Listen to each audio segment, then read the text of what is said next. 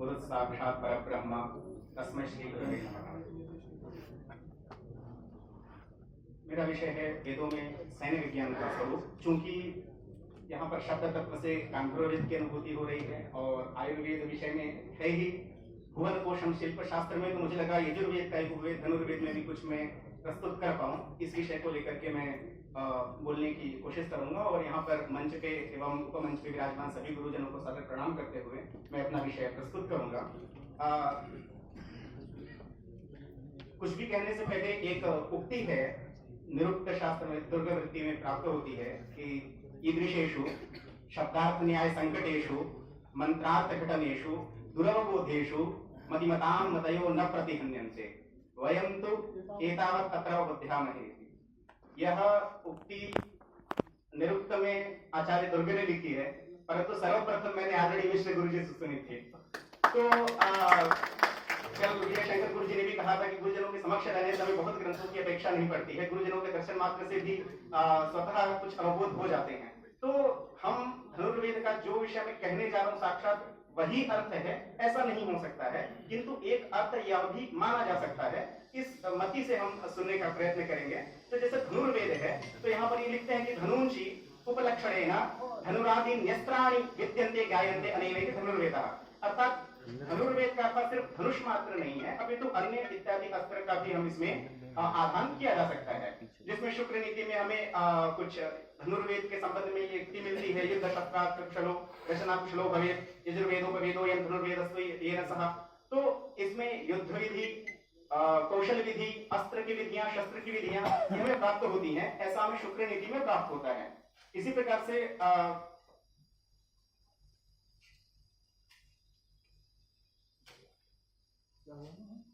अगर तो इसी में धनुर्वेद के प्रयोजन में ये कहते हैं कि याम सहस्याम धनुर्विद्याम भगवान सदाशिवः परशुरामाय उवाच तामेव सरहस्याम वच्मि। इसके प्रयोजन में कहते हैं, किसके लिए कह रहे हैं? कह रहे हैं तेहिताय गो ब्राह्मण साधु वेद संरक्षणाय यजुर्वेदा थर्व संहिताम संहिताम।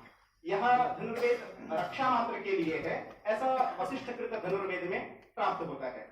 इसी प्रकार से अनेक ग्रंथ प्राप्त होते हैं धनुर्वेद से संबंधित, जिसमें वशिष्ठकृत धनुर्वेद संहिता, धनुष्चंद्रोदय, त्र्यंबककृत धनुर्वेद, अंगिरा प्रणीत, ऐसे कुछ नाम प्राप्त होते हैं। सारे ग्रंथ नहीं मिलते हैं, लेकिन ये कुछ नाम अन्य ग्रंथों में हमें मिल पाते हैं। और अनेक पुराणों में भी धनुर्विद्या संबंधित हमें वर्णन मिल जाते हैं। इसी प्रकार से शुक्र नीति में 5 कलाएं प्रस्तुत हैं। बहुत विस्तृत रूप से व्याख्या नहीं करते हुए मैं 5 कलाएं हैं इसको करके मैं आगे बढ़ता हूँ। महाभारत में भी धनुर्वेद के ये 10 अंग बताए गए हैं, जिसमें आधान है, संधान है, मोक्ष है, विनिवर्तन है एवं प्रस्थान भेद में भी कहते हैं कि धनुष शब्द जो है चाप में रूढ़ है, फिर भी 4 प्रकार के आयुध में इसका हम आधान कर सकते हैं।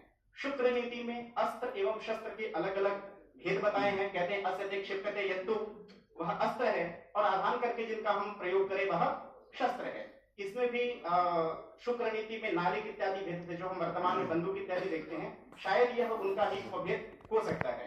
अग्नि पुराण में भी हमें इस प्रकार से यंत्र मुक्त, पाणी मुक्त अलग अलग प्रकार के यस्त्र शस्त्रों का वर्णन मिल पाता है। कौटिल्य का अर्थशास्त्र इस विषय में एक इसका वर्णन मैंने विश्वासघाती एक है, जिसमें अर्थशास्त्र में वह कहते हैं सर्वलोहम अग्निवर्णम इत्यादि। उसमें समस्या क्या है कि हमें शब्दार्थ जानना बहुत आवश्यक है। हम अपने मन से किसी का भी ट्रांसलेशन करें कभी भी धनुर्वेद को नहीं समझ सकते हैं, किसी भी शास्त्र को। अब अंतिम एक मधुच्छिष्ट शब्द का प्रयोग है। अब मधुच्छिष्ट तो बचा हुआ मधु मान लेंगे तो नहीं होगा, वहां पे मधुनावशिष्टम अवशिष्टम ऐसा मधु के छत्ते को शायद प्रयोग किया जाता हो। तो इस वजह से निश्चित रूप से हमें व्याकरणात्मक ज्ञान, गुरुजनों की सन्निधि निश्चित रूप से आवश्यक होगी, यदि हमें उसे प्रायोगिक पक्ष में लेकर के आना है।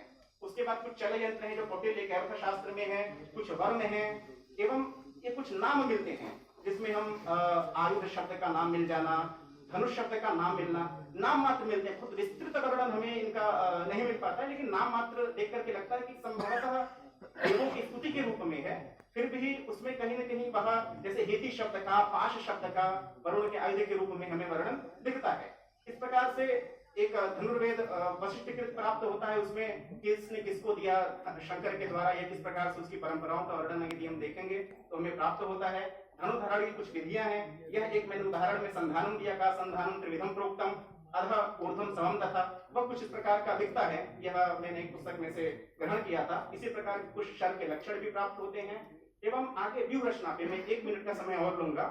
व्यूह रचना में क्या है कि व्यूह के अंग, ये हमें हलायुध कोश में कहते हैं व्यूह क्या है, तो कहते हैं समग्र सैन्यस्य विन्यास स्थान भेदतः स व्यूह इति ख्यातो त्रिभुजाम। ये हलायुध में प्राप्त होता है। और व्यूह के कुछ अंग भी मिलते हैं। ये कुछ नाम है, पूर्व कक्ष पक्ष मध्य, ये कुछ व्यूह के नाम प्राप्त होते हैं। और ये कुछ कई सारे व्यूह हैं, शीन व्यूह, क्रौंच व्यूह, सूची व्यूह, कूर्म व्यूह, ऐसे अनेक व्यूहों का वर्णन मिलता है। वर्तमान समय में इसकी प्रासंगिकता देखेंगे तो आप ये देखिए, ये मिलिट्री कॉर्प्स है यूएसए की, ये लिखा है पूर्व व्यूहम प्रवक्ष्यामि सन्नद्धम सर्वतोमुखम अग्रे दृढ़म विन्यसेत् सैन्यम पार्श्वयोः से विशेषतः। ये मरीन कॉर्प्स ऐसा नहीं है कि बिल्कुल यही उपयोग करते हैं, ऐसा नहीं है, लेकिन कहीं ना कहीं ये आज भी रिलेवेंस हो पाता है। यदि हम इस विषय में भी थोड़ी चर्चा करें, ये मैंने, चूंकि मुझे एनिमेशन तो नहीं आता है, तो मैंने आर्टिफिशियल इंटेलिजेंस का प्रयोग करके ये चित्र बनाया इस श्लोक के आधार पे कि पूर्व व्यूहम प्रवक्ष्यामि सन्नद्धम सर्वतोमुखम, आगे एक पंक्ति के बाद मध्य नृपम स्थापित सम्यम गजाश्वर संवृतम। तो ये कुछ इस प्रकार का मैंने एक बनाया हुआ था। वो कहीं ना कहीं मध्य में नृप को स्थापित करना, और ये रिलेवेंस उस समय के हिसाब से है। अभी देखिए क्रौंच व्यू है, अग्रे दो पृष्ठकाश्चर्य क्रौंच व्यू से उच्यते। ये भी US-60 ब्लैक हॉक का एक असॉल्ट एक्सरसाइज है एयर डिफेंस सिस्टम का।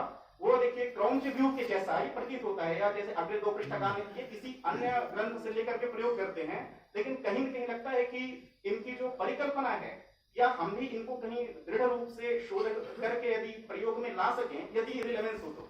इसी प्रकार से क्रौंच व्यू में इस प्रकार से मैंने एक चित्र बनाने का प्रयास किया था कि क्रौंचा नाम के गति आदि पंक्तिता संप्रयायते तादृक संदेशित क्रौंचम व्यू देशम बल में था सूक्ष्म ग्रीवम मध्य पुच्छम स्थूल पक्षम तो पंक्तिता। ये भी मैंने आर्टिफिशियल इंटेलिजेंस के माध्यम से ये चित्र बनाने का प्रयास किया था।